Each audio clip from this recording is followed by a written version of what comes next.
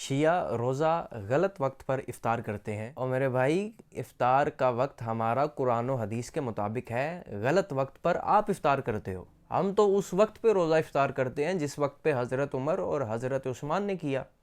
ہم اس وقت پہ افطار کرتے ہیں جس وقت پہ صحابہ کرام کیا کرتے تھے۔ کتاب آپ کے سامنے موجود، موطا امام مالک، وہی کتاب میرے ہاتھ میں، موطا امام مالک، صفحہ نمبر اس کا 200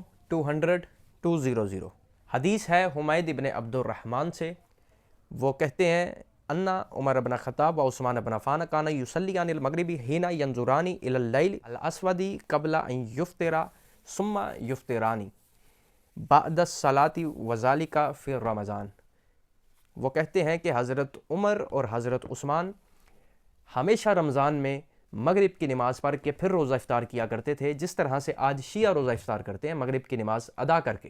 اور مولانا وحید الزمان لکھتے ہیں کم از کم اس وقت افطار کریں جس وقت پہ آپ کو یقین ہو جائے کہ سورج غروب ہو چکا ہے۔ یہ قرآن کہہ رہا ہے کہ روزہ رات تک پورا کرو، اور میری سمجھ سے باہر ہے، آپ اتنے پڑھے لکھے ہیں کہ آپ کو رات کا مطلب نہیں پتہ کہ رات کسے کہتے ہیں۔ آپ کو سورج کی موجودگی میں بھی رات نظر آتی ہے، جبکہ مولانا وحید الزمان بھی کہتے ہیں، پروردگار کا قرآن بھی کہہ رہا ہے اس وقت روزہ افطار کرو جب آپ کو یقین ہو جائے کہ سورج غروب ہو چکا ہے۔